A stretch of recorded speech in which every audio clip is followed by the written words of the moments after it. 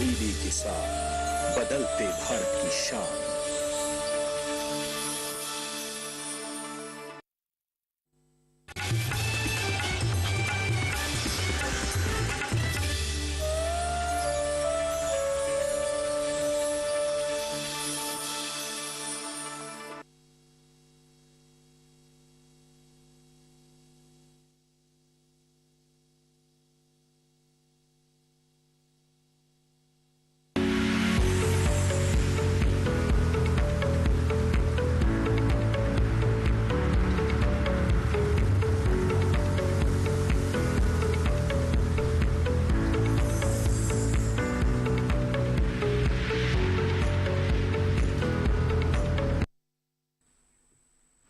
नमस्कार, स्वागत है आपका हेलो किसान में। आपके साथ मैं हूं अंजू सिंह। हेलो किसान एक लाइव फोन इन कार्यक्रम है जहां हम खेती किसानी और पशुपालन से संबंधित विभिन्न विषय आप किसानों के लिए लेकर आते हैं ताकि उनके बारे में आपको जागरूक कर सकें, आपकी समस्याओं का समाधान हो सके, वो भी लाइव।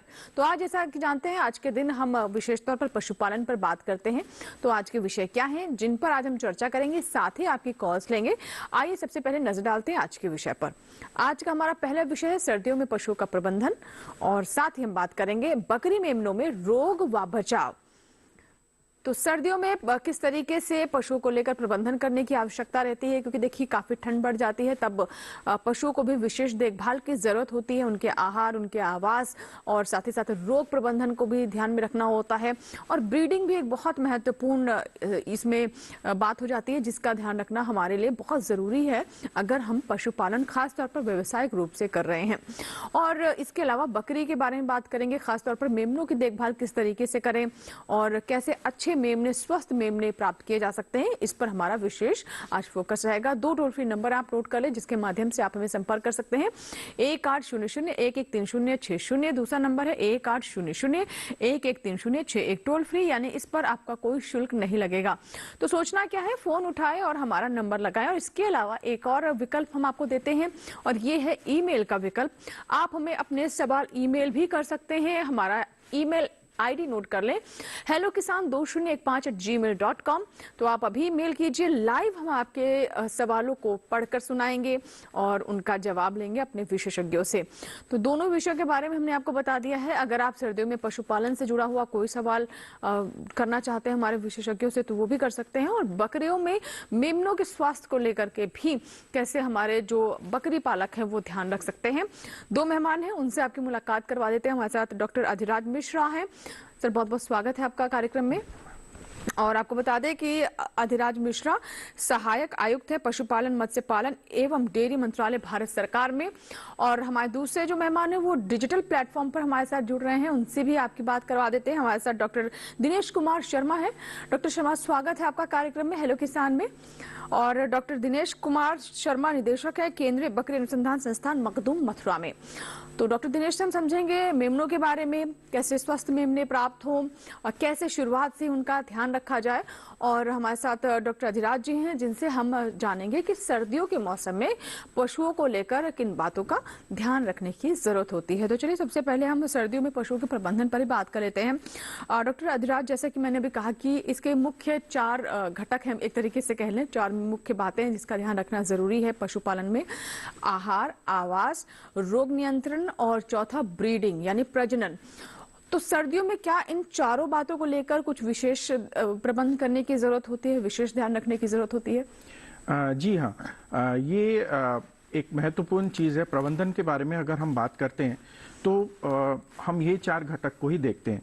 और जो सर्दियों का महीना होता है जहाँ की बाहर का जो तापमात्रा होता है बहुत कम हो जाता है, तो पशुओं में थोड़ा स्ट्रेस और तनाव आ जाता है। उसके वजह से ये चारों चीजों को अगर हम देख सकते हैं तो उनका अगर स्ट्रेस होता है तो उत्पादन कम होता है। जी जी। तो उत्पादन को सही रखने के लिए ये चारों चीजों को अगर हम देखेंगे सर्दियों में कैसे हम इसका सही उपयोग कर सकते हैं, प्रबंधन कर सकते हैं, सो दैट इनका जो उत्पादन होता है, कुछ भी हो। और देखिए उत्पादन किसी भी तरह का हो सकता है। कुछ जो हमारे पशुपालक हैं वो दुधारू पशुओं का पालन करते हैं, जिनके डेयरी फार्मिंग की अगर हम बात करें। कुछ जो पशुपालक हैं वो मांस के लिए, कुछ ऊन के लिए, कुछ अंडों के लिए।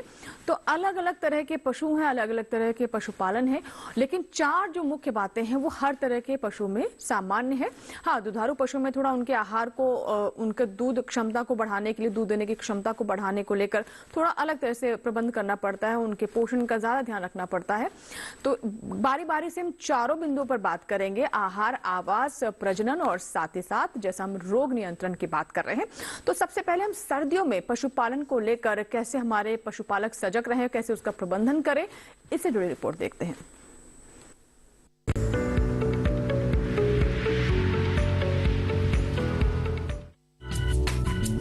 पशुपालकों के लिए सर्दियों का मौसम बहुत ही सावधानी से रखने वाला होता है।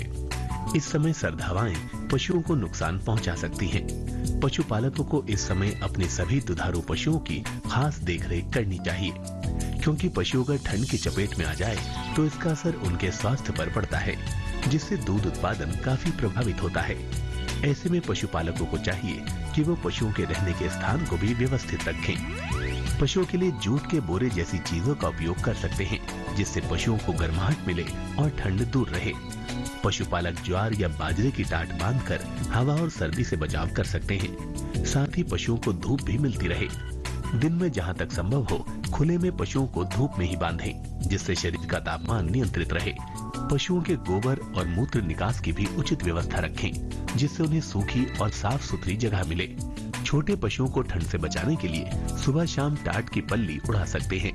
इसके साथ ही पशु के बैठने के स्थान पर पराली बिछा दें, जिससे वो सीधे फर्श के संपर्क में न आए।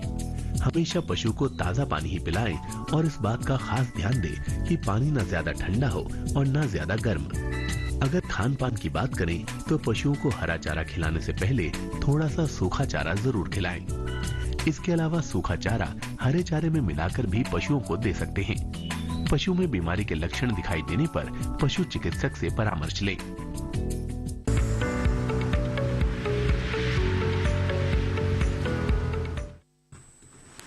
तो ये तो बात हुई पशुओं में किस तरीके से ध्यान रखने की जरूरत है, खासतौर पर सर्दियों के मौसम में उन्हें ठंड ना लगे, ये ध्यान रखना बहुत जरूरी है। और आइए आज का जो दूसरा विषय है उस पर आते हैं, यानी बकरी के मेमने कैसे स्वस्थ हों, उनको लेकर कैसे हमारे जो बकरी पालक हैं वो खास बातों का ध्यान रख सकते हैं। तो हमारे साथ डॉक्टर दिनेश कुमार शर्मा जी हैं, जो कि मखदूम से हमारे साथ जुड़ रहे हैं। दिनेश जी, जैसे कि हम मेमनों की बात कर रहे हैं, और देखिए अक्सर होता ही है कि हम जब पोषण की बात करते हैं, अच्छे पशुओं के स्वास्थ्य की बात करते हैं, तो हम बाद की बातें करते हैं। लेकिन मेमनों की अगर हम बात करें तो देखिए जब वो गर्भ में होते तभी से ही हमें ध्यान रखने की जरूरत है कि स्वस्थ मेमने प्राप्त हो। तो कितना महत्वपूर्ण हो जाता है इन बातों को ध्यान रखना? जी, मैं बताना चाहता हूं कि मेमनों का स्वास्थ्य बहुत ही महत्वपूर्ण है। जैसा कि हम जानते हैं कि किसान भाई सभी परिचित हैं कि मांस, दूध और खाद के अलावा बकरियों से हमें जो महत्वपूर्ण उत्पाद मिलता है वो उसके बच्चे हैं, जो हमें बाद में ब्रीडिंग में भी काम आते हैं। तो बच्चों का स्वस्थ होना, मेमनों का स्वस्थ होना बहुत जरूरी है। बिल्कुल सर। अच्छा, मेमने रोग के प्रति बहुत सुग्राही होते हैं, इसलिए भी इनको एक आवश्यक है कि हम उन पर विशेष ध्यान दें जी। और इनकी जो स्वास्थ्य की सुरक्षा है वो जन्म के पहले ही शुरू हो जाती है। विशेष रूप से अगर माँ स्वस्थ है, माँ को अच्छा आहार दिया गया है तो बच्चे स्वस्थ होंगे। जी जी जी। इसके अलावा प्रसव के समय भी बहुत जी में प्रसव कराना चाहिए। प्रसव के समय साफ सफाई का विशेष ध्यान रखना चाहिए। कठिन प्रसव के समय अगर जरूरत पड़ती है मदद की तो उसमें दस्तानों वगैरह का इस्तेमाल किसानों को करने की आवश्यकता होती है। इसके अलावा जब हम बच्चों की, मेमनों की जन्म के बाद नाल काटते हैं तो उस नाल काटने में भी विशेष हमें ध्यान रखना है कि उसके शरीर से लगभग 2 इंच दूरी से नाल काटें, उसे बांधें और पिक्चर आयोडीन से उसे उपचारित करें। और इसके अलावा ये जरूरी है कि उसको जो नाल है उसको हम कपड़े से ढक करके रखें, पट्टी बांध करके, जिससे कौवे वगैरह उसको काट कर ना लग जाए। अदरवाइज उसमें क्या होगा कि जख्म हो जाएगा और जख्म भरने में काफी समय लगेगा। और समय समय पर जब तक वो ढील नहीं होता तब तक उसको टिंचर से उपचारित करें। ये बात ध्यान रखने की जरूरत है। माँ को प्रसव से पहले जो एंटी टिटनस टीका लगवाया जाए, जिसकी वजह से। ठीक है सर, मतलब मोटे तौर पर आपने बताया कि किस तरीके से अच्छे और स्वस्थ मेमने प्राप्त किए जा सकते हैं, और बकरी पालन में अच्छे मेमने बहुत महत्व रखते हैं ब्रीडिंग के लिए भी और मांस के लिए भी। जो बकरी पालन करते हैं उन्हें भी ये मालूम है। और इसके भी देखिए बहुत महत्वपूर्ण बातें बताई, जब गर्भ में है, जब गर्भवती है मादा, उस वक्त भी ध्यान रखने की जरूरत है। अगर मां स्वस्थ होगी तभी स्वस्थ मेमने होंगे। पैदा होने के बाद यानी प्रसव के समय कौन कौन सी खास बातों का ध्यान रखने की जरूरत है। उसके बाद 2-3 महीने के जब बच्चे हो जाते हैं, मेमने हो जाते हैं, उस वक्त भी कुछ खास बातें होती हैं। तो इन पर हम बारी बारी से विस्तार से चर्चा करेंगे और आपके सवाल भी लेंगे, लेकिन उससे पहले देखते हैं रिपोर्ट।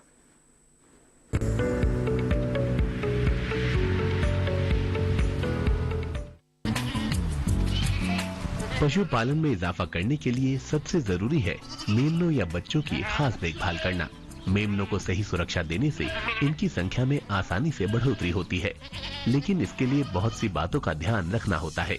मेमनों को बारिश में भीगने से और ठंड से बचाने के इंतजाम करने चाहिए, क्योंकि ऐसा न करने से निमोनिया का खतरा बढ़ जाता है और पशु की मौत भी हो सकती है। इसके अलावा मौसम में बदलाव होने पर बच्चों के आहार में तब्दीली करें, लेकिन तब्दीली विशेषज्ञ की सलाह लेकर ही करनी चाहिए। इस माह छोटे बच्चों या मेमनों को पशु चिकित्सक की सलाह पर अंतः परजीवी नाशक दवा दें। वहीं इस मौसम में बाह्य परजीवी, जूं, पिस्सू, किलनी के प्रकोप की आशंका बनी रहती है। इसीलिए धूप निकलने पर सप्ताह में 2 से 3 बार पशु को नहलाना चाहिए। बाहरी कीट के बचाव के लिए ब्रूटॉक्स और क्लीनर दवा की 2 मिलीलीटर मात्रा 1 लीटर पानी के अनुपात में घोलकर ग्रसित पशु के शरीर पर ठीक तरीके से लगाएं। इसके 2 घंटे बाद उस पशु को नहलाएं। दवा फरवरी माह में फड़किया या इंट्रोटॉक्सीमिया रोग के लिए 4 माह की उम्र में टीका लगवाएं। ये बीमारी पशु के आहार में अचानक बदलाव करने और ज्यादा प्रोटीन युक्त चारा देने से हो जाती है। पशु को अफारा जैसे लक्षण होते हैं, जिससे शरीर फड़कने लगता है और पशु धीरे धीरे सुस्त होकर मर जाता है। इसके अलावा इस माह PPR का टीका भी लगवाएं। ये टीका 3 महीने की उम्र से लगवाना चाहिए और हर 3 साल में 1 बार इस टीके को लगाया जाता है। इनके अलावा बकरियों को खुरपका मुंहपका रोग से बचाने के लिए सही उम्र में टीकाकरण कराएं।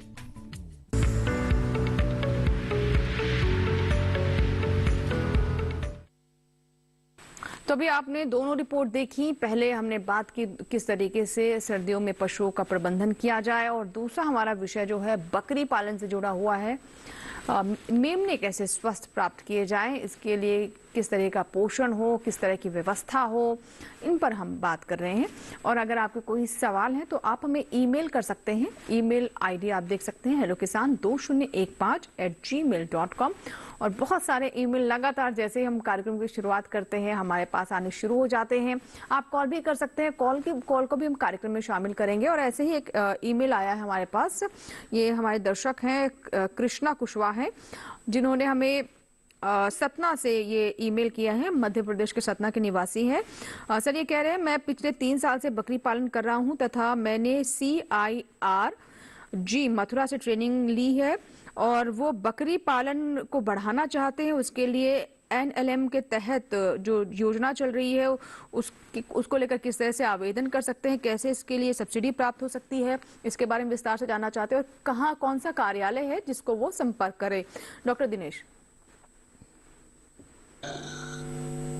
NLM जो प्रोजेक्ट है, इसके सबमिशन के लिए एक ICR की वेबसाइट है, वहां से संपर्क कर सकते हैं और आवेदन कर सकते हैं। जी बिल्कुल। सर आप भी कुछ कहना चाह रहे हैं? मैं इसमें थोड़ा कुछ, क्योंकि भारत सरकार जो मत्स्य पालन, पशुपालन और डेयरी मंत्रालय है, इसके तहत जो नेशनल लाइफ स्टॉक मिशन जो आपने NLM की बात की, उसके तहत आपको 100 से लेके 500 भेड़ बकरी तक के लिए आपको सब्सिडी मिलती है, जो 50% सब्सिडी है। मैक्सिमम 500 भेड़ बकरी के लिए आपको 50 लाख तक की सब्सिडी का व्यवस्था है उसमें। इसमें एक वेबसाइट है, मैं आपको बता देता हूँ, हमारे डिपार्टमेंट की वेबसाइट www.dahd.nic.in और एक वेबसाइट है nlm.udyamimitra.in। एक बार फिर से आप वेबसाइट जो आपने बताई वो रिपीट कर दें, धीरे-धीरे कर दें थोड़ा। dahd.nic.in जी। और एक है nlm.udyamimitra.in। तो उद्यमी मित्रा ये स्पेसिफिक एनएलएम के लिए जो कि सब्सिडी स्कीम्स है, इसमें आप डायरेक्टली आवेदन कर सकते हैं। और जो कि आवेदन आप करेंगे वो आपके स्टेट के मतलब जो राज्य है वो राज्य सरकार के जो उनका सैंक्शनिंग कमिटी होता है उससे अप्रूवल होने के बाद यहाँ से भारत सरकार से उसको आपको जितना आपका जो भी एप्लीकेशन होगा उस हिसाब से आपको सब्सिडी की मात्रा यहाँ मैं से एक बार ये वेबसाइट जो आपने बताई है इसको रिपीट कर देती हूँ, www.dahd.nic.in और दूसरा है nlm.udyamimitra.in। बिल्कुल, तो ये ध्यान से आपने सुन लिया होगा, 2-3 बार हमने रिपीट कर दिया है। तो बिल्कुल आप इन वेबसाइट्स पर जाइए और तमाम जानकारियां आपको यहाँ पर प्राप्त हो जाएंगी। एक और ईमेल है, अमन अली है, ये कहते हैं कि बकरी पालन करना चाहते हैं तो उसके लिए कोई क्या टोल फ्री नंबर है जहां से वो पूरी जानकारी प्राप्त कर सकते हैं? डॉक्टर दिनेश, क्या आप बताना चाहेंगे आप इसके बारे में? हाँ, हमारे यहाँ भी संस्थान से वो संपर्क कर सकते हैं, वहाँ पर हमारा टोल फ्री नंबर भी है और संस्थान डायरेक्टर से भी बात करके हमारे यहाँ नियमित रूप से अगर वो हमारी वेबसाइट को देखते हैं तो वहाँ पर जो भी प्रशिक्षण किसान भाइयों को हमारे यहाँ से दिए जाते हैं उसकी जानकारी उन्हें मिल सकती है। ऑनलाइन ही उनका आवेदन भी कर सकते हैं। आप अपनी वेबसाइट के बारे में बता सकते हैं सर, जहाँ से नंबर वगैरह प्राप्त कर सकते हैं? क्या अभी संभव हो पाएगा? ये CIRG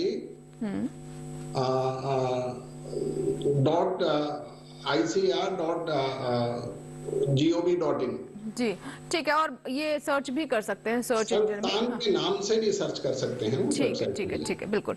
और एक कॉलर है नंद स्वरूप मिश्रा है, जिन्होंने हमें उत्तर प्रदेश के बाराबंकी से कॉल किया है। नंद स्वरूप जी, स्वागत है आपका हेलो किसान में, बताएं क्या सवाल? जी नमस्कार।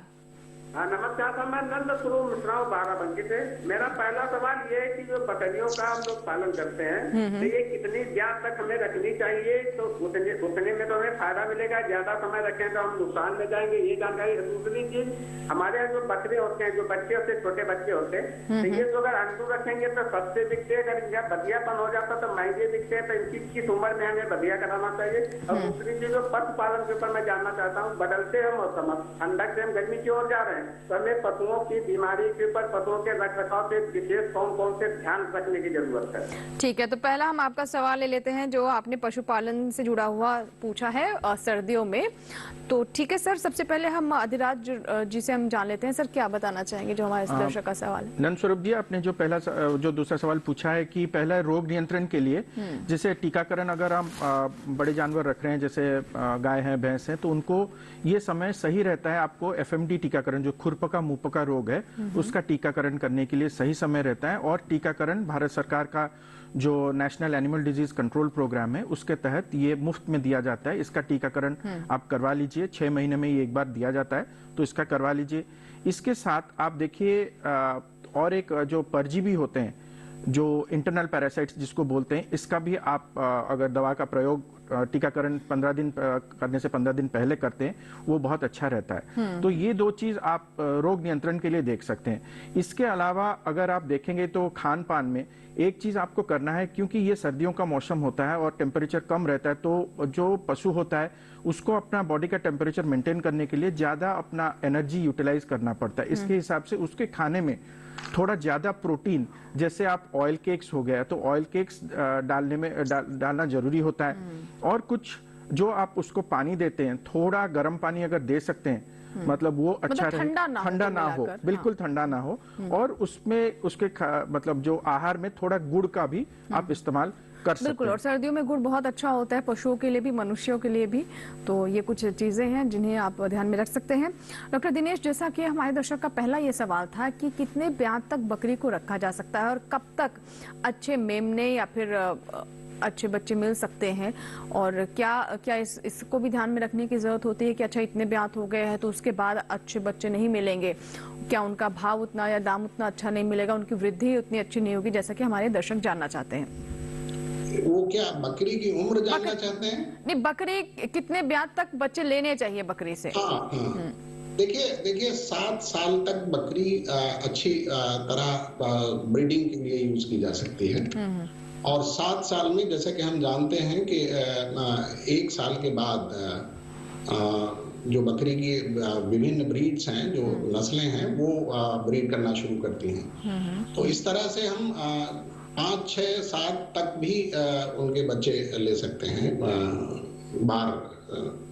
और 7 साल की उम्र के बाद हम बकरी को कल कर देते हैं, यानी उसको ब्रीडिंग के लिए इस्तेमाल नहीं करते। जी जी बिल्कुल। तो ये देखिए, बहुत अच्छा सवाल भी था हमारे दर्शक का। तो नंद स्वरूप मिश्रा जी, अब आप जान गए होंगे कि कितने समय तक मेमने लिए जा सकते हैं, ब्रीडिंग कराई जा सकती है बकरी की, खासतौर पर अगर आप ब्रीडिंग के लिहाज से जानना चाहते हैं या फिर उसको लेकर के आपने बकरी पालन किया है। फिलहाल इसी के साथ ही यहाँ वक्त एक छोटी सी ब्रेक का, कहीं मत जाइएगा, बने रहे हेलो किसान के साथ।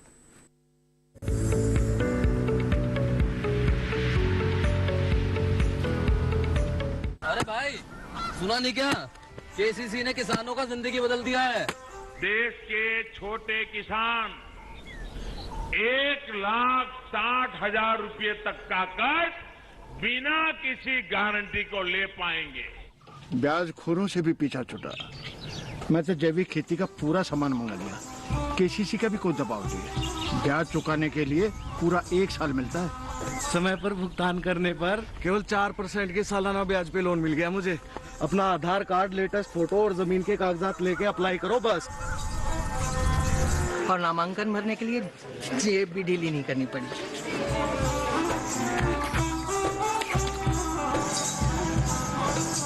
चाचा, उधार चुकाने के 24 घंटे के बाद उतने ही पैसे वापस निकाल सकते हैं।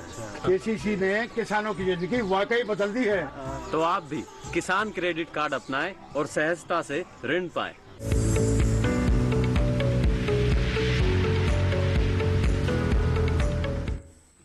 ब्रेक के बाद एक बार फिर आपका स्वागत है। आप देख रहे हैं हेलो किसान। आज हम बात कर रहे हैं सर्दियों में पशुओं के प्रबंधन के बारे में, कैसे उनका रखरखाव करें, और इसके साथ ही बकरी पालन से जुड़ा हुआ हमारा आज का दूसरा विषय है कि कैसे स्वस्थ मेमने प्राप्त किए जाएं। मेमने स्वस्थ हों, इसके लिए क्या करें हमारे किसान। और एक दर्शक हैं उत्तराखंड के नैनीताल से, रमेश हमारे साथ फोन लाइन पर। रमेश जी, बताइए क्या सवाल है आपका। मैं पूछना चाह रहा था, बकरी पालन किया जाए तो इसके लिए किससे संपर्क किया जाए, कहाँ किया जाए?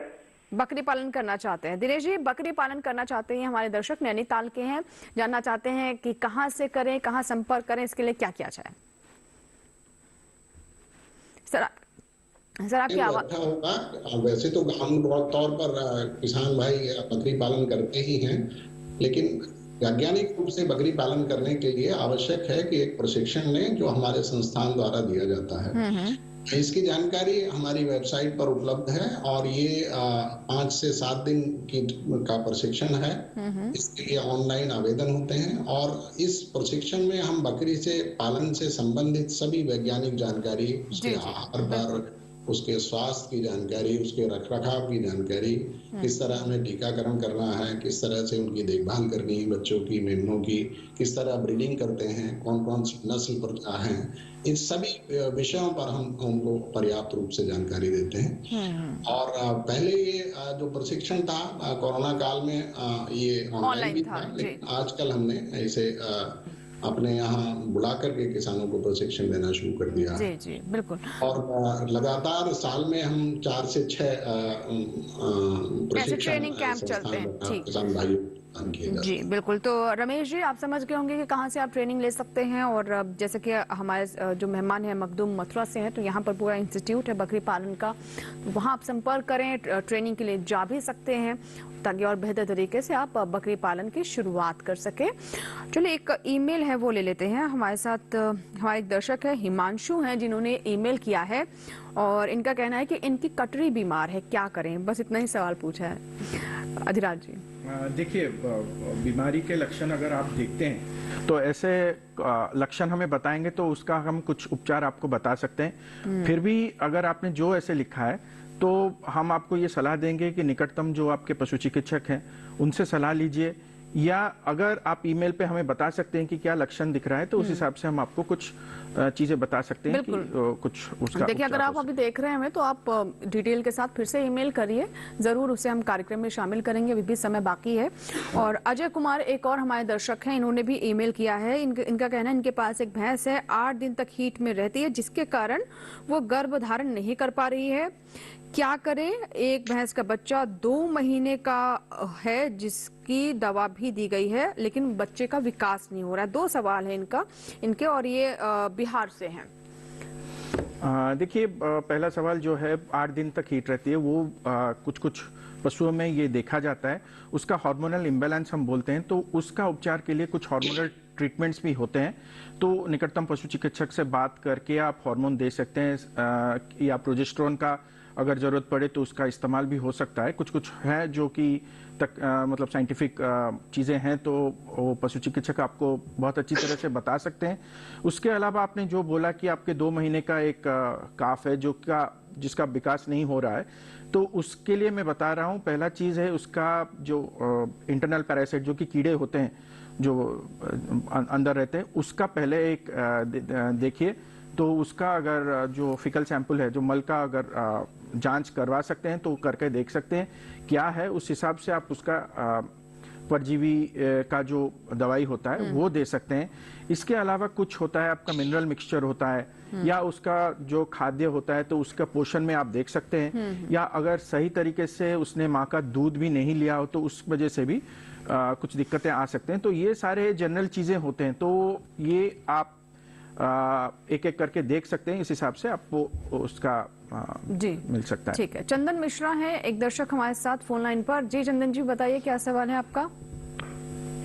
हेलो। हाँ जी चंदन मिश्रा जी बताएं, सवाल बताइए अपना। मेरा सवाल है कि मैं बकरी पालन करना चाहता हूँ। बकरी पालन का मैं आप बकरी पालन करना चाहते हैं? किस प्रजाति की अभी की हालात में किस प्रजाति की बकरी में ज्यादा बेनिफिट होगा? अच्छा, आपने ट्रेनिंग भी ली है? ठीक है। हमारे साथ दिनेश जी है। दिनेश जी, आपने इनका सवाल सुना सर? नहीं, मैं पूरी तरह सुन नहीं। इन्होंने ट्रेनिंग ली है मथुरा से। अब जानना चाहते हैं कि मौजूदा जो परिस्थितियां हैं उसमें बकरी पालन किस तरीके से वो कर सकते हैं। जी, एक बार जरा रिपीट कर दें। इन्होंने ट्रेनिंग ली है मथुरा से और ये बकरी पालन करना चाहते हैं, तो उसके बारे में कुछ सुझाव चाहते हैं। प्रजातियों के बारे में। देखिए, प्रजातियों के बारे में मैं ये बात कहना चाहूंगा कि बहुत सारी प्रजाति हैं जो हमारे यहाँ जो ये बिहार के मधेपुरा से हैं सर, बिहार से हैं ये। हाँ, 37 ब्रीड्स हैं जो रिकॉग्नाइज हैं, लेकिन मैं इनको सलाह दूंगा कि वहां पर जो प्रचलित बकरी है, जो लोकल ब्रीड्स हैं, वहां की बकरी से बकरी पालन शुरू करें। क्योंकि ये समस्या आती है जब कभी हम बाहर से अच्छी नस्ल के जानवर जिसे कहते हैं या बड़े जानवर लोग किसान भाई पसंद करते हैं, वो दूर से ले जाकर के अपने यहाँ पालने की कोशिश करते हैं, तो उनकी अनुकूलता के विषय में दिक्कत आती है। तो उनको समय लगता है अनुकूल होने के लिए उस वातावरण में। इसलिए अच्छा है कि शुरुआत करें वहीं की जो बकरी है उसी को लेकर के आप बकरी पालन शुरू करें तो ज्यादा अच्छा जी। तो यानी जो क्षेत्रीय ब्रीड्स हैं, नस्लें, हाँ, जो वहाँ की लोकप्रिय हैं वही आप करें तो बेहतर रहेगा। अच्छा, एक हमारे पास ईमेल आया है, ये गोलू मीना है। इन्होंने बकरियों के बारे में ही पूछा है। इनका कहना है कि जो बकरी है उसके शायद थन में, कह रहे हैं थन में इसमें सूजन है, अभी उसको ब्याने में 20 दिन बाकी है, तो क्या करें? थन पर सूजन कभी कभी ब्याने के कुछ दिनों पहले आ जाती है या कुछ दिनों बाद तक भी रहती है, जिसे एडिमा कहते हैं। इसमें कुछ विशेष करने की जरूरत नहीं होती। थोड़ा सा उसकी कोल्ड वाटर से या बर्फ से थोड़ी सी सिकाई कर सकते हैं, और अगर बहुत आवश्यक हुआ तो किसी भी ऐसी जो पेशाब बढ़ाने वाली जो दवा है उसका इस्तेमाल कर सकते हैं, जिससे वो सूजन कम हो सकती है। ये एक सामान्य शिकायत है किसानों की और अक्सर ऐसा हो जाता है, तो इसमें कोई विशेष बात नहीं है। और मुझे लगता है कि जैसे वो दूध देना शुरू करेगी तो जाने के बाद तो ये समस्या खत्म हो जाएगी। ठीक है सर। एक रोग होता है, वो अभी इन्हें नहीं पता होगा, जब बाद में ऐसा होगा कि दूध देना अगर दूध नहीं उतर रहा है, उसी स्थिति में मैस्टाइटिस एक रोग है, थनैला जिसको कहते हैं, वो हो सकता है। तो उसके लिए किसी जो पशु चिकित्सक है उसकी सलाह लेनी। लेकिन अभी इस निष्कर्ष पे नहीं जा सकते, जैसा कि आप बता रहे कि अगर दूध नहीं उतरता है तब इस तरह की आशंका हो सकती है। लेकिन फिलहाल जैसे कि आप कह रहे हैं कि हार्मोनल जो चेंजेस हैं हो सकता है उसकी वजह से उसकी वजह से पानी इकट्ठा हो जाता है और सूजन आ जाती है, जिसे हम अडर एडिमा कहते हैं। ठीक है सर, वो एक सामान्य है, वो अपने आप कुछ दिन बाद चला बिल्कुल। एक कॉलर है मांगू राम जी हैं, जिन्होंने राजस्थान से हमें फोन किया है। मांगू राम जी, स्वागत है आपका हेलो किसान में। बताइए क्या सवाल है। नमस्कार मैडम। जी नमस्कार। नमस्कार। ये हमारे गाय है, हमारे वो गाय बिना हो गए, वो हिट में नहीं आ रही। वो मैंने वैक्सीन भी दिया हूँ मैंने, तो वो मिलीबग से भी दिया हूँ तो भी वो हिट में नहीं आ रही है। ठीक है, अधिराज जी क्या बताना चाहेंगे। हाँ, ये क्या पहली बार है या इसने बच्चा दिया है? पहली बार गई सर। अच्छा, पहली बार है। तो उसका उम्र बता सकते हैं? उम्र कैसे मेरी? नहीं, गाय की। गाय तो है 7 साल की है। 7 साल की, ठीक है। तो देखिए, कुछ चीजें होते हैं, बेसिक चीजें जो होते हैं जो कि गाय हीट में नहीं आने का, पहला चीज होता है न्यूट्रिशन। तो उसका न्यूट्रिशन में आपको देखना पड़ेगा, उसके जो खाद्य है, जो पोषण है, उसमें आपको प्रोटीन का मात्रा थोड़ा ज्यादा देना पड़ता है। जो हम बोलते हैं कि प्रोटीन, जैसे हम बोलते हैं कुल्थी होता है, तो वो जर्मिनेटेड कुल्थी हम करके देते हैं। तो उसको सुबह अगर 200 ग्राम देते हैं हर रोज, तो वो बहुत अच्छा काम करता है। उसके अलावा बहुत सारे मिनरल मिक्सचर, जो कि बहुत सारे मिनरल मिक्सचर जो कॉमर्शियली अवेलेबल होते हैं, उसका आप प्रयोग कर सकते हैं। हर दिन उसको 50 से 60 ग्राम का दे सकते हैं खाद्य में। तीसरा चीज आप कर सकते हैं, इसका कभी कभी अगर देखें, पहला तो ये चीज हो गया, और पोषण में अगर उसका डीवार्मिंग भी नहीं हुआ होगा, तो ये तीसरा कारण आप देख सकते हैं। और चौथा कारण भी ये हो सकता है, कभी कभी ओवरी का फंक्शनल ओवरीज नहीं होते हैं, तो उसका भी आपको जांच करवाना पड़ेगा पशु चिकित्सक से। तो ये कुछ कुछ चीजें होते हैं, पर न्यूट्रिशनल बेसिकली हमारे यहाँ पे जो होता है न्यूट्रिशनल है। और उसको उसके पोषण में अगर आप ग्रीन ग्रासेस, जो आप हरा चारा उसको दे सकते हैं, ज्यादा से ज्यादा हरा चारा देंगे तो ये भी आपको बैलेंस कर सकता है। और कुछ मेडिसिन भी अवेलेबल होते हैं, पर न्यूट्रिशन पे ये सही हो जाएगा, मुझे जितना लगता है। जी जी बिल्कुल। तो देखिए, जो पोषण है उसका ध्यान रखना ये बहुत जरूरी है, लेकिन हो सकता है कुछ और भी समस्या हो तो उसकी भी जांच करवा लें, ताकि जो समस्या है वो जल्द से जल्द दूर हो सके। इसी के साथ हेलो किसान में यहाँ वक्त एक छोटी सी ब्रेक का, कहीं मत जाइएगा, बने रहे हेलो किसान के साथ।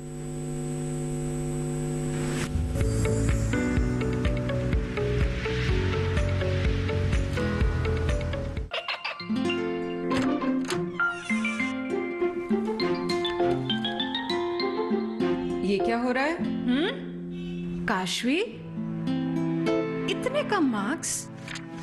काशू बेटा पढ़ा करो, पढ़ोगी नहीं तो आगे कैसे बढ़ोगी? मम्मा, मैं भी तो आपसे यही कहना चाहती हूँ, पढ़ा करो। आप पढ़ोगे नहीं तो आगे कैसे बढ़ोगे? मतलब? वो देखो, सिर्फ बैक पर छपा ऑर्गेनिक नहीं, ऑर्गेनिक का निशान पहचानिए। पीजीएस ऑर्गेनिक का ये लोगो उन किसानों की पहचान है जो आज भी परंपरागत विधि से रसायन मुक्त खेती कर आपके लिए शुद्ध फसल उपजा रहे हैं। अब समझे मम्मा, अगर मैं प्योर ऑर्गेनिक फूड नहीं खाऊंगी तो अच्छे मार्क्स कहाँ से लाऊंगी? अच्छा बच्चों, जैविक खेती की इस मुहिम को आगे बढ़ाइए, शुद्ध ऑर्गेनिक अपनाइए।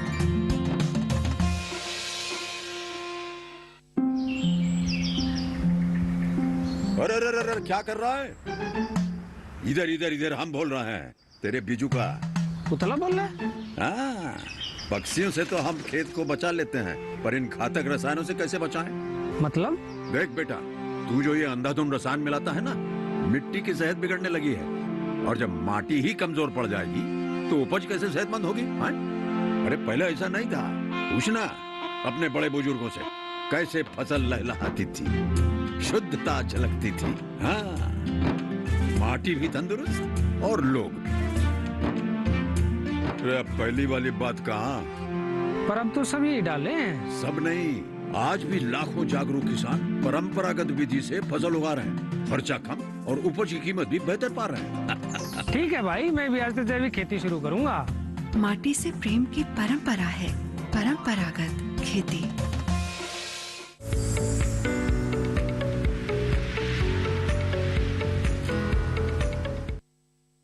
ब्रेक के बाद एक बार फिर आपका स्वागत है। आप देख रहे हैं हेलो किसान। आज हम बात कर रहे हैं सर्दियों में पशुओं के रखरखाव की और साथ ही कैसे प्राप्त करें स्वस्थ मेमने यानी बकरी पालन में ये काफी महत्वपूर्ण होता है।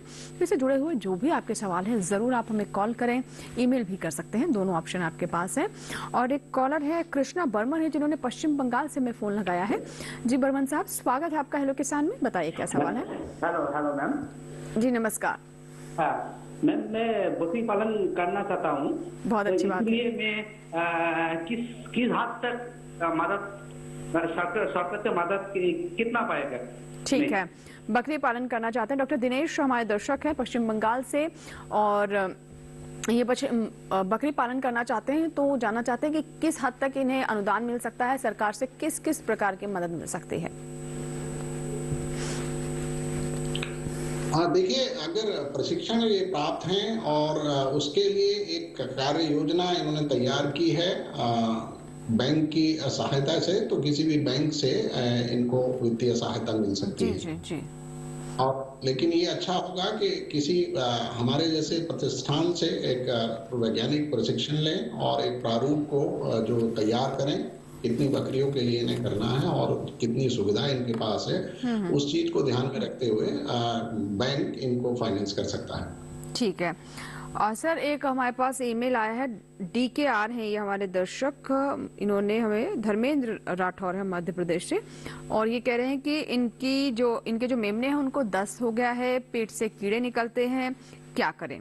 सफेद रंग के कीड़े निकलते हैं। देखिए, जो सफेद लंबे कीड़े की बात कर रहे हैं ये सिस्टोड का इन्फेक्शन होता है, परजीवी है ये और मेमनों में अक्सर देखने को मिलता है। तो इसके लिए ये है कि सबसे जो महत्वपूर्ण बात है कि किसान भाई अपने जो मेमने हैं जहां पर वो रखते हैं उस जगह को साफ सुथरा रखें और किसी भी प्रकार की गंदगी को ना होने दें। और गोबर विशेष रूप से, जिसमें एक परजीवी का जो पोषक है वो होता है जिसे गुबरीला कहते हैं, वो इसमें होता है और उसको खाने की वजह से ये परजीवी रोग इन बच्चों में आ जाता है। तो ऐसी स्थिति में इनको आवश्यक है कि साफ सफाई रखने के साथ साथ अगर ये उसका इलाज करें, जिसके लिए विशेष रूप से हम कह सकते हैं कि एल्बेंडाजोल का इस्तेमाल कर सकते हैं 10 mg पर केजी बॉडी वेट के हिसाब से मेमनों में। और जो बड़ी बकरियां हैं उनमें भी इस दवा का प्रयोग करके इस जो पेट के कीड़ों को हम रोक सकते हैं। जी सर, एक और ईमेल आया है, अजय कुमार हैं हमारे दर्शक, इन्होंने मुजफ्फरपुर बिहार से ईमेल किया है। ये कहते हैं कि इन्हें बकरी फार्म शुरू करना है, कितनी बकरियों से शुरू करें, कौन सी नस्लें पसंद करें? देखिए, जैसे नस्ल के बारे में मैंने पहले ही कह दिया था कि किसान भाइयों को पुनः बता देना चाहता हूं कि वहाँ जो स्थानीय प्रकार की नस्लें हैं उन्हीं से अपने व्यवसाय को शुरू करें, क्योंकि बाहर से ले जाने के बाद बकरी की अनुकूलशीलता पर काफी दिक्कत आती है और वो वातावरण के अनुकूल अगर नहीं है तो वो अच्छे से उत्पादन नहीं दे पाएगी।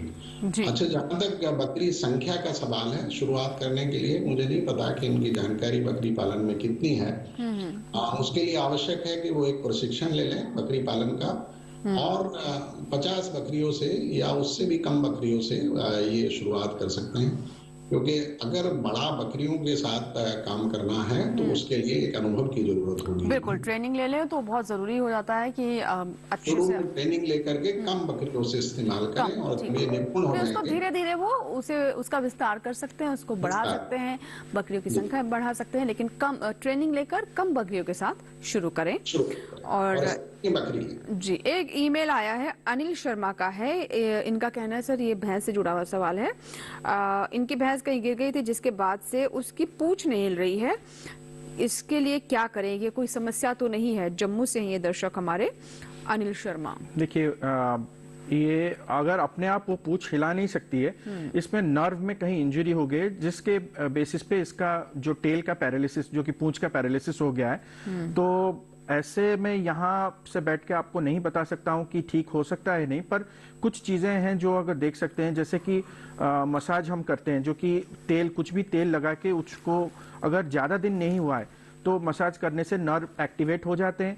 और कुछ दवाइयाँ होते हैं, इंजेक्शन होते हैं, जिसको देने से और उसके साथ स्टीरॉयड का भी इस्तेमाल करके ये नर्व्स एक्टिवेट हो सकते हैं।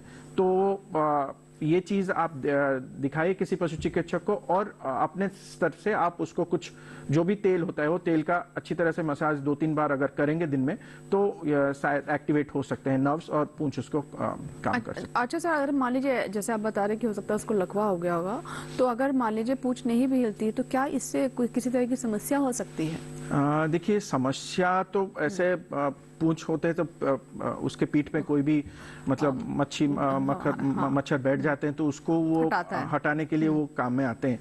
और नर्व इंजरी अगर हुआ है तो ये है पूंछ नहीं हिलेगा और धीरे धीरे उसमें ब्लड सर्कुलेशन की कमी भी होगी तो बाद में दिक्कत हो सकता है। तो ये चीजें होते हैं तो बाद में गैंग्रीन का भी समस्या हो सकता है, तो ये चीज देखना। प्रशांत यादव एक दर्शक जिन्होंने मध्य प्रदेश से हमें कॉल किया है। जी प्रशांत जी बताइए क्या सवाल है? जी मैडम, मैं ये बोल रहा था मुझे बकरी पालन के लिए लोन लेना है। बैंक में जाओ तो वो बोलते बैंक वाले के पहले आप ट्रेनिंग लीजिए कहीं से भी। तो मुझे कहाँ से ट्रेनिंग लेना सही रहेगा? मध्य प्रदेश के छतरपुर से है ना आप? हाँ, छतरपुर MP। ठीक है सर। डॉक्टर दिनेश मध्य प्रदेश के छतरपुर से हैं ये हमारे दर्शक, और ये लोन लेने के लिए जाते हैं तो इन्हें कहा जाता है कि अगर आप ट्रेनिंग का सर्टिफिकेट लाएं, ट्रेनिंग कर लें तो उन्हें बैंक से लोन मिलने में थोड़ी आसानी हो जाएगी और जल्दी मिल जाएगा। तो क्या इन्हें सलाह देना चाहेंगे, कहाँ ये ट्रेनिंग ले सकते हैं? इनके क्षेत्र में क्या आसपास कोई ऐसी व्यवस्था है? देखिए, बकरी पालन के लिए वैज्ञानिक प्रशिक्षण हमारे यहाँ संस्थान से दिया जाता है और आप हमारी वेबसाइट पर जाकर के अपना आवेदन कर सकते हैं और यहाँ से प्रशिक्षण प्राप्त कर सकते हैं। विधिवत 5 से 7 दिन का जो प्रशिक्षण है हमारे यहाँ बहुत सारे किसान लेते हैं और इनको सर्टिफिकेट भी देते हैं हम, और उसके बाद बैंक में जाकर के उसे दिखा करके और एक प्रारूप तैयार जो होता है प्रोजेक्ट परियोजना को तैयार करके कितनी बकरियों से शुरुआत करेंगे, क्या क्या एसेट इनके पास हैं, उस सारों को दिखाते हुए कोई भी बैंक इस बात के लिए तैयार हो जाता है कि वो लोन करे। डॉक्टर अधिराज, आप भी इसमें कुछ ऐड करना चाहते हैं? देखिए, मध्य प्रदेश से आप हैं तो मैं ये बताना चाहता हूँ कि हर जिले में एक कृषि विज्ञान केंद्र है जो कि भारत सरकार का है, तो कृषि विज्ञान केंद्र में इसका भी तालीम आप ले सकते हैं। इसके अलावा बहुत सारे, जैसे आपके जबलपुर में एक वेटनरी कॉलेज है जो पशु चिकित्सा महाविद्यालय है, वहाँ पे भी कभी कभी ट्रेनिंग का प्रावधान किया जाता है। इसके अलावा राज्य सरकार, जैसे मध्य प्रदेश राज्य सरकार के पशुपालन विभाग भी समय समय पे हर जिले में और हर ब्लॉक में भी ट्रेनिंग का करता है, तो उसका आप लाभ ले सकते हैं। और इसके अलावा अगर सबसे अच्छा ट्रेनिंग लेने हैं तो मथुरा ही जो मखदूम में जो CIRG है, तो उससे आप ट्रेनिंग तो ले सकते हैं। जी, एक हमारे पास ईमेल आया है, ये नाम तो नहीं लिखा लेकिन इनका हम सवाल आपको बता देते हैं। ये कह रहे हैं कि इनकी कटरी को अफारा हो गया है, बताएं क्या करें?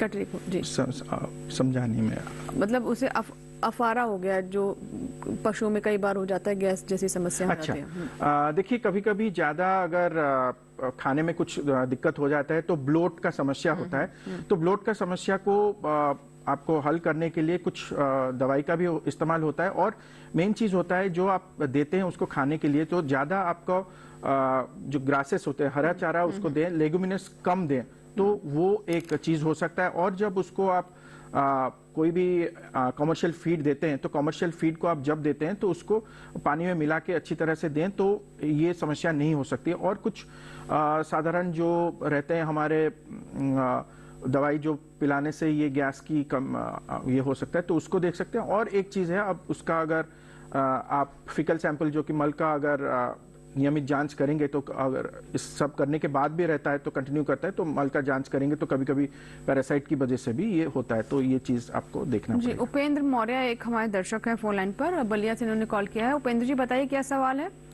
हाँ मैडम, मेरी पड़िया है जो कि 15 नवंबर को सीमन चढ़वाए थे उसको, तो कैसे मालूम हुआ कि रुकी है कि नहीं, गाभिन है कि नहीं? जी जी अधिराज जी, कब कितना दिन हुआ है बता सकते हैं? 15 नवंबर बता रहे हैं। 15 नवंबर। देखिए, जो हम साइंटिफिकली बात करते हैं, कहीं पे भी अगर आपने AI की थी जो कृत्रिम गर्भाधान किया था, फोन कट गया सर उनका। ठीक है, अगर आपने कृत्रिम गर्भाधान किया था तो पहला लक्षण आपको देखना पड़ता है कि हर 21 दिन में गाय हीट में आता है, तो अगर आपने किया है तो नेक्स्ट 21 दिन में गाय हीट में नहीं आया है तो ये एक इनिशियल सिम्टम होता है कि गर्भधारण किया है। अगर ये एक इनिशियल सिम्टम है, उसके बाद 2 महीने के अंदर मतलब आपका 8 हफ्ता हो जाए तो उसको आप जांच करवा सकते हैं, जो कि मतलब कोई भी पशु चिकित्सक हो और हमारे मैत्री भी कार्यकर्ता हैं जो कि गांव के स्तर पे काम करते हैं, तो उनको बुला के भी आप अपना मतलब प्रेगनेंसी डायग्नोसिस करवा सकते हैं। और कुछ किट्स भी अभी मार्केट में अवेलेबल हैं, पर वो इतने अच्छे कारगर नहीं हुए हैं, पर फिर भी अवेलेबल होता है, जो कि आप दूध से और यूरिन से दूध से ही बेसिकली उसका आप प्रेगनेंसी डायग्नोसिस कर सकते हैं। तो सबसे अच्छा है किसी को बुला के, अगर 8 हफ्ता हो गया है तो आप उसको चेक करवा सकते हैं। जी बिल्कुल। चलिए इसी के साथ ही हमारे लिए यहाँ पर वक्त हो गया एक छोटे से ब्रेक का, कहीं मत जाइएगा, देखते रहे हेलो किसान।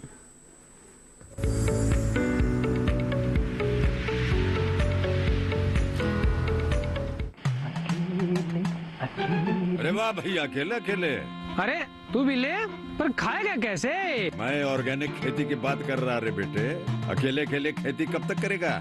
मतलब गांव में 20-25 किसानों का समूह बना के पंजीकरण करवा ले, फिर सरकारी ट्रेनिंग भी मिलेगी और मुफ्त जैविक बीज खाद भी। फिर बीजीएस ऑर्गेनिक की सरकारी मोहर के साथ तेरी उपज आकर्षक पैक में पहुंचेगी बड़े बाजार तक। अच्छा? हाँ। अरे भाई कहाँ चल दिया? सबको साथ लाने, आमदनी बढ़ाने। तो किसान भाई समझ गए ना, साथ मिलकर ऑर्गेनिक खेती कीजिए, अपनी परंपरा को आगे बढ़ाइए, ज्यादा मुनाफा कमाइए। माटी से प्रेम की परंपरा है परंपरागत खेती।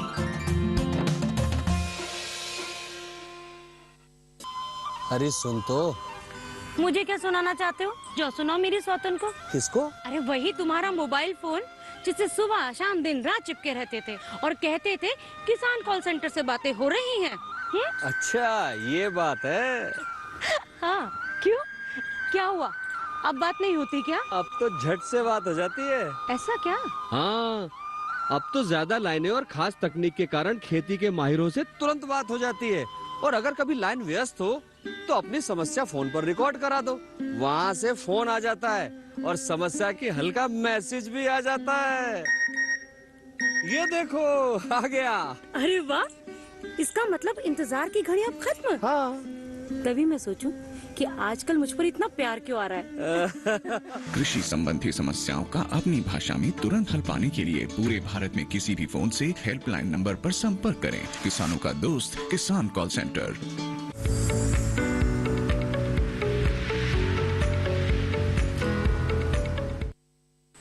ब्रेक के बाद एक बार फिर आपका स्वागत है। आप देख रहे हैं हेलो किसान। आज हम बात कर रहे हैं सर्दियों में पशुओं के प्रबंधन के बारे में और साथ ही बकरी पालन में अच्छी मेमनी कैसे प्राप्त की जाए, कैसे मिले हमारे बकरी पालकों को स्वस्थ मेमने, इस पर हम बात कर रहे हैं। और मेमनों में रोग और बीमारियों का बचाव किस प्रकार से करें, ये भी हमारी चर्चा में शामिल कर रहे हैं। और सर जैसे कि हम सर्दियों में बात कर रहे हैं पशुओं का कैसे रख रखाव करें, तो कुछ आपने बातें बता दी। खासतौर पर आहार की बात करें तो आहार में किन बातों का ध्यान रखने की आवश्यकता रहती है? आहार में पहला चीज हमें देखना है, क्योंकि यहाँ थोड़ा एनर्जी ज्यादा रिक्वायरमेंट होती है, तो इसमें प्रोटीन का एडिशन हम कर सकते हैं ऑयल केक्स को ऐड करके। दूसरा चीज हम देख सकते हैं कि मिनरल मिक्सचर थोड़ा देंगे, क्योंकि यहाँ स्ट्रेस रहता है और इम्यूनिटी भी कम होता है, जो कि रोग प्रतिरोधक शक्ति होता है, तो मिनरल मिक्सचर आते ही तो वो बैलेंस हो जाता है।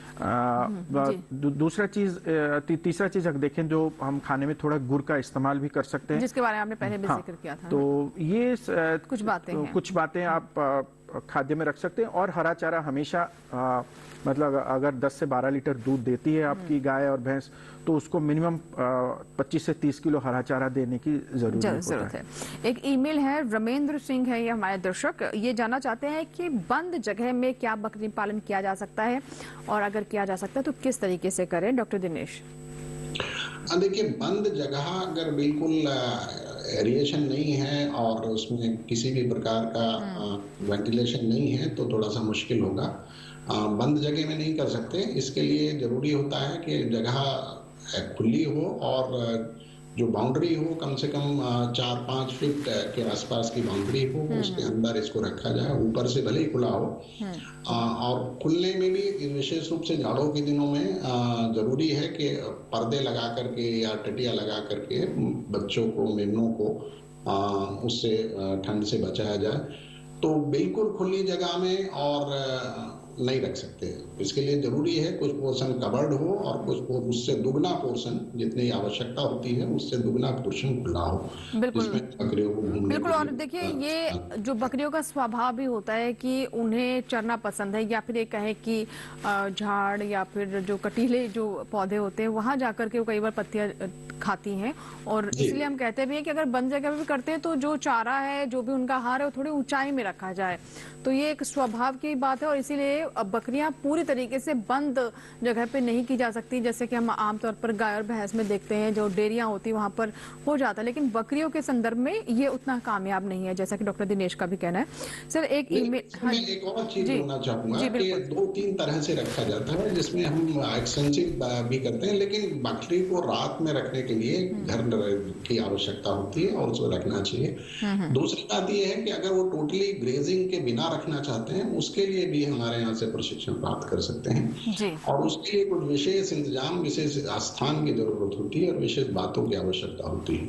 ठीक है सर। एक और बकरी से जुड़ा हुआ सवाल है सर, वो भी ले लेते हैं। ये हमारे दर्शक हैं जिन्होंने बताया नहीं है कि कहाँ से है। ये ज्योतिबा पाटिल नाम है इनका। ये जानना चाहते हैं कि बकरी के बच्चों में ग्रोथ नहीं हो रही है, तो इसके लिए क्या करें? बकरी के बच्चों में ग्रोथ नहीं होने के कई सारे कारण हैं। एक तो मैंने जैसे कहा था कि प्रसव के बाद ही बच्चों की देखभाल शुरू हो जाती है, और बच्चे अगर स्वस्थ होंगे तभी उनमें अच्छी सी ग्रोथ होगी। जिसके लिए आवश्यक है कि उनके खान पान पर विशेष रूप से ध्यान रखा जाए, उनका रहने का स्थान उपयुक्त हो और साफ सुथरा हो। उनको जो आहार है वो संतुलित आहार दिया जाना चाहिए। और सबसे जो महत्वपूर्ण बात यह है कि बच्चे जब पैदा होते हैं उसके तुरंत बाद उन्हें खीस पिलाया जाना चाहिए, माँ का दूध, जो खीस कहते हैं, जिसे कोलेस्ट्रॉल हम कहते हैं। बिल्कुल बिल्कुल। अगर वो नहीं मिल पाता, उसकी वजह से उनकी जो रोग की जो रोधन क्षमता है वो कम हो जाती है और वो बीमारी का शिकार हो जाते हैं। दूसरी बात यह है कि जब बच्चे 2 महीने की आयु को प्राप्त करते हैं तो उनमें कॉक्सीडियोसिस नाम का एक रोग होता है, जो परजीवी रोग है, और वो हो जाने के बाद उनकी जो ग्रोथ है वो हो जाती है। तो बात का ध्यान रखना है कि पौष्टिक आहार उन्हें दिया जाए, उनकी टहल अच्छी हो, और कॉक्सीडियोसिस जैसे रोग से उसे बचाया जाए। ये रोग आमतौर पर बड़े बच्चों के साथ मेमनों को रखने से होता है। बड़े बच्चों में भी, बड़े बकरियों में भी ये रोग होता है, लेकिन चूंकि उसमें इसके लक्षण नहीं आते, इसलिए हमें पता नहीं चलता। तो उससे बचाने के लिए आपको मेमनों को बड़ी बकरियों से अलग रखना होगा, और 2 महीने के समय पर आवश्यक जो औषधि है उसका इस्तेमाल करना होगा, जिससे कि इसमें रोग की संभावना को हम कम कर सकें। बहुत बहुत शुक्रिया सर हमारे साथ जुड़ने के लिए, और बकरी पालन पर, साथ ही मेमनों के स्वास्थ्य को लेकर बहुत सारी महत्वपूर्ण बातें आपने हमारे साथ साझा की। बहुत सारे ईमेल्स और कॉल्स के भी आपने जवाब दिए। बहुत बहुत शुक्रिया समय निकालने के लिए। शुक्रिया। और जो आज का हमारा दूसरा विषय है, उस पर एक ईमेल आया हुआ है सर। ठंड में हमारी गाय ने दूध देना कम कर दिया, मतलब इनके पास गिर गाय है और ठंड की वजह से उसका दूध उत्पादन कम हो गया है। तो ऐसे में इन्हें क्या करना चाहिए, क्या वजह हो सकती है? बिल्कुल, ये बहुत कॉमन चीज होता है कि दूध उत्पादन सर्दियों में कम हो जाता है। इसका मेन कारण तो होता है एनिमल को स्ट्रेस में आता है, और वही है इसमें पोषण का थोड़ा हमें ध्यान देना पड़ेगा। जैसे हर 2.5 लीटर दूध उत्पादन में 1 kg कंसंट्रेट फीड उसको देना पड़ेगा। इसका ध्यान हमें पहला चीज देखना है। और जो हम पानी देते हैं तो सफिशिएंट मात्रा में पानी, क्योंकि कम पानी पीता है ठंड के महीने में, वो पानी को भी मात्रा बढ़ाना चाहिए। और मिनरल मिक्सचर को आप देखना चाहिए, और कैल्शियम का भी एक और मात्रा हम बढ़ा सकते हैं। एक और ईमेल लेते हैं, ये विपिन कुमार है, जानना चाहते हैं कि इनकी गाय जो मिट्टी खा रही है उसके पीछे वजह क्या है? हाँ, ये एक बेहद अच्छा सवाल है। मिट्टी खाने का पहला अगर हम देखेंगे तो पहला चीज है फॉस्फोरस की डेफिशिएंसी होता है। तो फास्फोरस को बैलेंस करने के लिए आप ओरल दे सकते हैं और मतलब इंजेक्शन पे भी अवेलेबल है, पर ओरल देना सही होता है, जो कि हमारे कैल्शियम फास्फोरस का टॉनिक्स आते हैं, तो उसको आप दे सकते हैं, वो एक चीज है। दूसरा चीज, अगर उस पे अंदर जो कीड़े होते हैं, जो पैरासाइट हम बोलते हैं, तो उस पे वजह से भी वो मिट्टी खाना शुरू करता है, तो उसके लिए आप उसका जो फीकल सैंपल है, मल का आप जांच करवाएं निकटतम पशु चिकित्सालय में, और उसके लिए जो दवा होता है, जिस हिसाब से जो भी आपके जांच में आए, उस हिसाब से आप दवाई देके इसका हल ले सकते हैं। एक ईमेल है, प्रदीप कौशिक हैं, जिन्होंने हमें रोहतक हरियाणा से ईमेल किया है। इनका कहना है कि भैंस जो है गाभिन है, 4 महीने हो गए हैं, तो इस समय उसका पोषण कैसा होना चाहिए? क्या घी और तेल भी दिया जा सकता है उसे? नहीं, ये चीज नहीं होता है, घी और तेल नहीं दिया जाता है, क्योंकि देखिए जो गाय और भैंस होते हैं उनका जो डाइजेशन होता है और उनका जो स्टोमक होता है तो अलग तरीके का होता है। वो पशुओं के मतलब हमारे इंसान की तरह नहीं होता है, इनके 4 चैम्बर स्टोमक होते हैं, तो इनका डाइजेशन का प्रोसेस अलग होता है। तो देखिए 4 महीने जो प्रेग्नेंट है उसके लिए कुछ एक्स्ट्रा डाइट की जरूरत नहीं। अगर 6 महीने से ज्यादा हो जाता है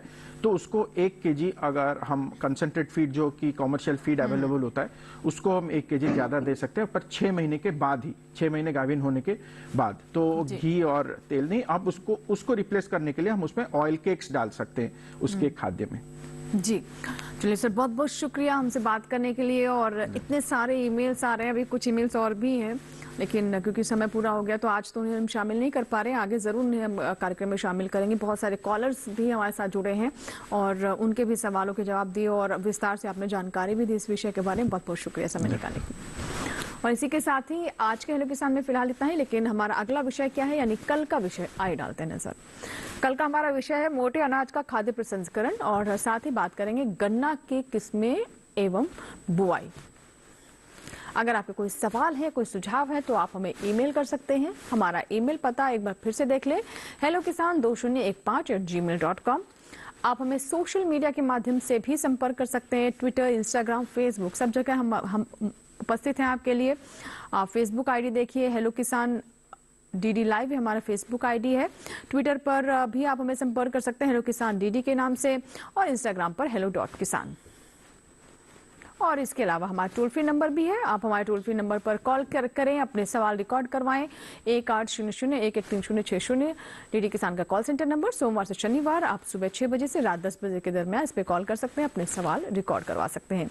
और अगर आप हमारा ये कार्यक्रम शुरुआत से नहीं देख पाए, आप इसे फिर से देखना चाहते हैं या फिर पुराना कोई एपिसोड आप देखना चाहते हैं, तो आप हमारा ये कार्यक्रम हमारे YouTube चैनल पर भी देख सकते हैं। इस QR कोड को आप स्कैन करें, सीधे आप हेलो किसान एपिसोड पर पहुंच जाएंगे, या फिर इसके अलावा @DD किसान चैनल हमारा YouTube ID है, इसे भी आप YouTube पर जाकर सर्च करें।